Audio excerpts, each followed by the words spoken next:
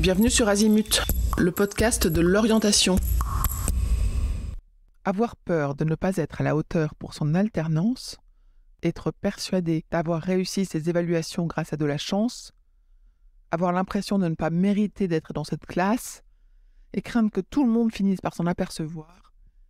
Il s'agit de syndrome de l'imposteur. C'est un malaise qui est lié à la peur de réussir qui pousse des jeunes à douter de leurs compétences. Nous allons traiter de ce sujet-là dans cet épisode. Commençons par définir ce qu'est le syndrome de l'imposteur. Alors qu'à petite dose, douter de ses compétences peut être positif, quand cela valorise l'investissement et permet d'être plus consciencieux, ce sentiment devient problématique quand il forme une boucle anxieuse et qu'il dure dans le temps et paradoxalement s'auto-alimente avec les réussites. Ce malaise intervient principalement dans les grandes étapes de transition de la vie, comme l'entrée au lycée ou en études supérieures. Les jeunes souffrant du syndrome de l'imposteur ont l'impression d'être surestimés et ont tendance à attribuer leur réussite à la chance ou le hasard. Il n'y a plus chez eux d'harmonie entre le jugement qu'ils ont d'eux-mêmes et leurs véritables compétences. Ils vivent dans la peur d'être démasqués. Les jeunes touchés par ce complexe vivent de véritables angoisses, des stress importants à l'idée de ne pas être suffisamment brillants, de ne pas être à la hauteur, et la peur que les parents, les enseignants, les copains s'aperçoivent de l'étendue de la soi-disant supercherie.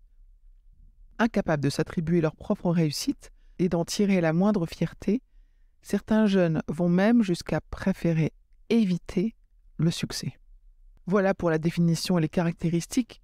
Je vous propose d'aborder les deux types de comportements observables. En effet, il y a deux stratégies de travail qui vont être souvent adoptées. D'une part, le travail frénétique et de l'autre, la procrastination. Dans le cas du travail frénétique, le jeune n'est jamais satisfait, même avec des notes frôlant la perfection. Le jeune devient si exigeant qu'il n'est plus en mesure de se déconnecter du travail et la pensée qui domine chez lui, c'est « je dois travailler beaucoup car je n'ai pas de compétences ». En revanche, pour un jeune qui procrastine, le sous-investissement est une formidable stratégie. Le jeune peut justifier un éventuel échec par « je n'ai pas assez travaillé », ce qui est plus acceptable pour une faible estime de soi que « je ne suis pas intelligent ». En cas de réussite, le jeune va simplement penser qu'il a eu de la chance. Alors comment les aider à dépasser ce malaise ? Quand le sentiment de doute devient vraiment handicapant et qu'il entrave le bien-être quotidien ou mène à des symptômes anxieux ou dépressifs, il est indispensable que le jeune soit accompagné par un professionnel de la santé. Dans tous les cas, même s'il n'y a pas de remède miracle pour dépasser le syndrome de l'imposteur, toutes les actions visant à consolider jour après jour l'estime de soi sont à mettre en œuvre, par les jeunes, par ses parents et par les autres personnes qui l'accompagnent. Quelques exemples d'actions que le jeune peut mettre en place: noter tous les soirs ses réussites du jour, explorer ce qui lui fait envie, oser essayer de nouvelles choses, se féliciter pour ses réussites et prendre le temps de se relaxer. Et les parents peuvent également accompagner le jeune dans ce changement avec plusieurs pistes qu'on vous propose. Avoir des attentes réalistes, admettre les erreurs et relativiser les échecs. Ça, c'est la base. Ensuite, offrir aux jeunes des occasions de réussite en dehors de tout contexte scolaire. Éviter les comparaisons et en particulier entre frères et sœurs. Aider le jeune à s'approprier ses fiertés en remplaçant le « je suis fier de toi » par « waouh, tu peux être fier de toi ». Valoriser ses comportements positifs, ses réussites, si minimes soient-elles, mais toujours de façon mesurée et en replaçant la réussite dans son contexte pour que le jeune accepte le compliment. En conclusion, il est important de se rappeler que l'estime de soi est une assurance que l'on entretient, que l'on construit et que l'on développe toute sa vie. Il n'existe pas de solution miracle pour la développer, mais des petites actions à mettre en œuvre tous les jours et des petits pas pour progressivement prendre conscience de ses capacités et ne plus se laisser submerger par le doute et la peur.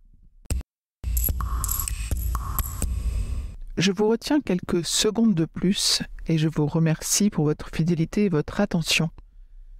J'avais 2 messages à vous faire passer. Vous écoutez peut-être ce podcast sur Apple Podcast ou sur Spotify ou sur une autre application de podcast. Et il est possible que vous ignoriez que le site azimut-podcast.com diffuse l'ensemble de ces épisodes en les ayant organisés et rangés de manière thématique. Ceux qui connaissent ce site sont vraiment contents de pouvoir y écouter sereinement chacun des épisodes et de pouvoir utiliser ce moteur de recherche. Deuxième message, sur ce même site, vous pourrez vous abonner à la newsletter. La newsletter, je l'ai surnommée l'hebdo de l'orientation. C'est une newsletter qui, comme son nom l'indique, est envoyée chaque semaine, le mardi pour l'instant. Et c'est dans cette newsletter que vous trouvez les indications des nouveaux épisodes, des guides que nous diffusons et de temps en temps, nous vous annonçons les masterclass, les ateliers, etc. que nous organisons. Bref, je vous conseille vivement de vous abonner à cette newsletter. À très vite et encore une fois, merci de votre fidélité avec Azimut. Parlons orientation.